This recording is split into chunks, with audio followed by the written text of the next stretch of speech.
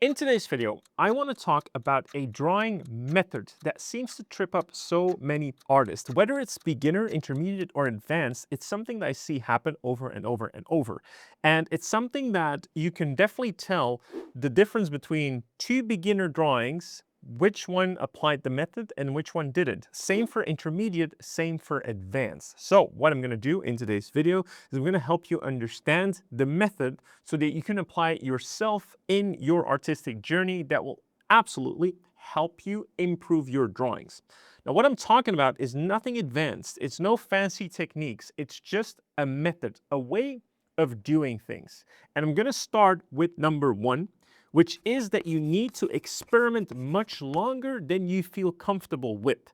What does this mean? Is that I see a lot of people, when we talk about starting a drawing, they will start very rigidly, almost trying to already enforce what they have in their mind onto the canvas. So they're trying to immediately go for, let's say, the anatomy of a figure or the structure of the figure. And we're going to get to that, but that's not the point I'm trying to make. What I want you to do is when you set out to do a drawing, first and foremost, you need to loosen up anyway, but also you just want to experiment. So when you start drawing, whether it's a figure, a landscape, a prop, whatever you want to do, is I want you to just experiment much longer than you're comfortable with. So you're just going to basically doodle around and just find shapes because we're all programmed to recognize shapes. We're all set to understand shapes. Now, of course, the more advanced we get, the better we are at transforming that or translating that into three-dimensional shapes. This is why you need to understand form. However, experimenting with shapes is something you can do whatever level you are. That doesn't really matter. So I want you to just set out and experiment longer. It can be ugly, it can be messy. You know what? It actually should be messy. It should be ugly. That's kind of the point of it. And this is something I see not too many artists do too frequently. And this is something you probably don't see in the end result of a drawing, obviously, but it's definitely something I feel more and more artists or any artist should experiment with more often.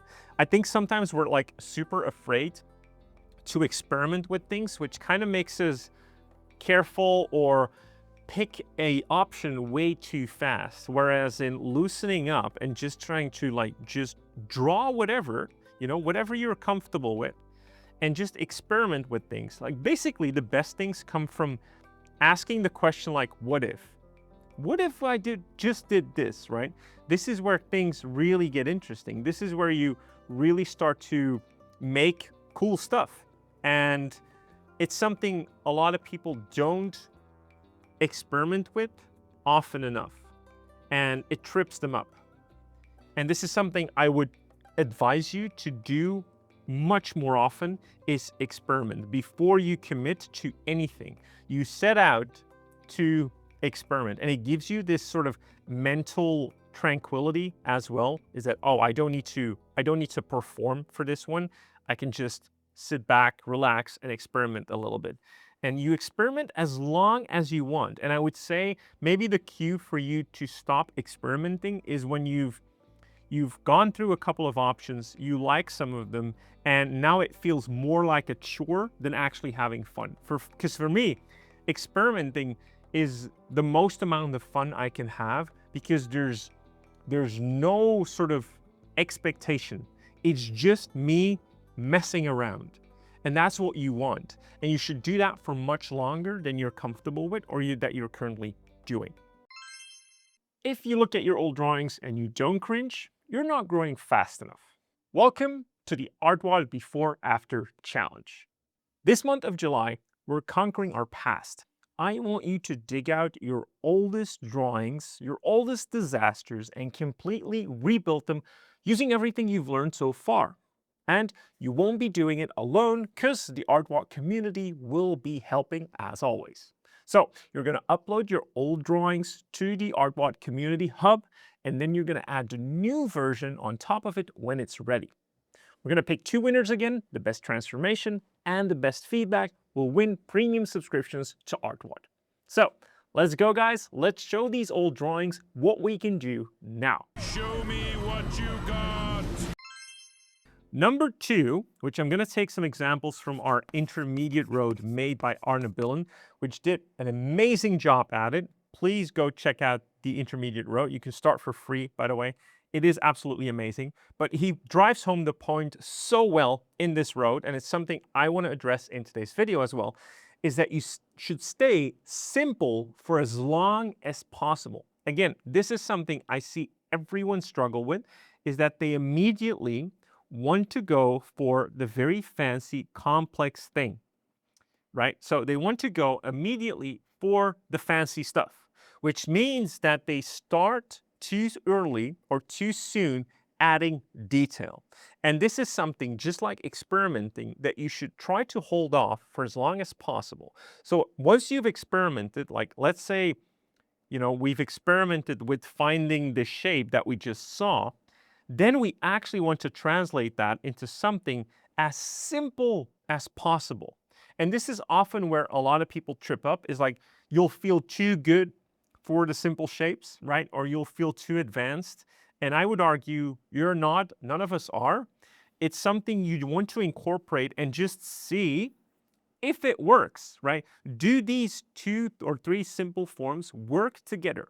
And that can be a spaceship, it can be a figure, it can be a landscape, it can be whatever. We'll look at different examples, right? So you want to stay as simple as possible for as long as possible before you start adding any fancy detail. When I say fancy, we're still keeping it simple, right? That's my point actually, but we're already adding a little bit of complexity.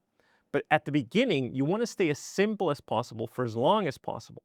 If we take another example over here, you can see this character again as simple as possible. Maybe a little bit more complicated shapes because, of course, this comes from the intermediate road, so we can afford a little bit more complexity, but still, we try to keep it as simple as possible for as long as possible before, this is way too complex, before we add any fancy breakups. So before we do any of these fancy breakups, we try to keep it as simple as possible for as long as possible. All right? That's something you should try to incorporate as well. Why? It just helps you ease the problem solving that you're doing. Because again, drawing, painting, it's problem solving. So we're trying to keep it as simple as possible for as long as possible. Then we can go and add in whatever fancy detail we want and make it pretty, right? So again, keep it simple for as long as you can. One other example, you can see this one. Again, seemingly complex, right? But underneath, very simple. So once you've experimented, right? The experimentation is basically the 2D shapes. But once you've committed to a certain 2D shape, a certain design, then you try to keep it as simple as possible for as long as possible. Moving on from that means that once we've did all of this, we want to again obsess over the silhouette. One of the dangers we run into when we start adding structure to our 2D shape is that we lose its silhouette, we lose its cool design. This can happen very often. I see this happen very often because suddenly we're obsessed with the 3D shape and our initial shapes that were very exciting, very experimental, become boring. And so we can fix that by, again, obsessing over the silhouette. And I think this spaceship is a very good example of that, is because we experimented with a 2D shape, then we started obsessing over a simple form, keeping it as simple as possible, and then we start adding complexity again. But within that complexity, we still want to be aware of the silhouette. We want to be aware of, is this silhouette interesting enough? Now, one of the hardest things you will experience as a beginner artist specifically is that when you do a lot of drawing, meaning you focus on line art, a lot of you will lose your sight of the silhouette. This is actually a pretty advanced level of drawing or artistry, is that you can see silhouette in line. I think one of the major advantages you have when you paint is that you instantly are working with silhouettes. So your brain can recognize shapes a lot better. It can probably see which shapes are a little bit more noisy, which ones are more well designed. However, if you're doing lines, what you're actually doing is you're encapsulating shapes. When you make overcomplicated lines or you start to detail too fast, you kind of lose sight of your silhouette. So again, you should obsess over your silhouette because it's going to help you make the strongest design you can possibly can for your level. I feel like these are just staple foundational elements that are almost always guaranteed to work. So, do you need good shapes? You can get by without them if you're really good at other areas, but having a good shape, in this case a good silhouette, will probably guarantee a much better result than if you fail to have it. So that's why I say obsess over your silhouette as long as you can before you go into any detail. Afterwards, you can do as much detail as you want, right? The internal detail, that's all up to you. Then you can make it pretty because your base is there anyway.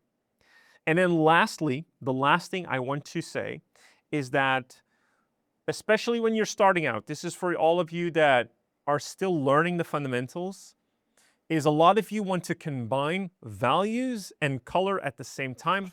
And I'm here to tell you, please don't.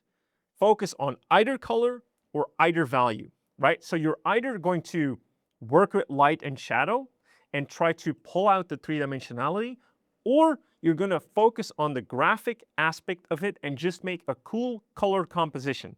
In this case, right, this is what Arne did. He made a cool color composition. So he just focused on the color, which works really, really well, right? This is a very strong drawing. It's a very strong design. Same for this guy over here, right? This is a very strong design. It's merely focused on color, very little value. In this case, Arne just obsessed over the three things I've mentioned, right? Experimenting, keeping it as simple as possible for as long as possible, then adding three-dimensionality, then making sure the silhouette is still strong before adding detail, and then focusing on color. Right? So these things really help him guarantee a very strong design. A lot of you try to mix and match everything together, and that's why usually you get frustrated in your drawing process. And again, I see this often, whether it's beginners, intermediate, even advanced artists. When you're advanced, you can usually afford to do a lot of things at once because you kind of know what you need to focus on anyway. But in the beginning, like you get lost and then you try to do value and then you try to do color at the same time and then you try to add detail, but you haven't figured out your silhouette yet or you haven't experimented enough in the beginning. This drawing method that I wanted to cover in this video is basically that framework that will help you establish a much stronger fundamental drawing before you venture into more complicated or advanced techniques. All right? That's all I wanted to say for this video. Hope you enjoyed it. As always, happy drawing, and I'll see you in the next one.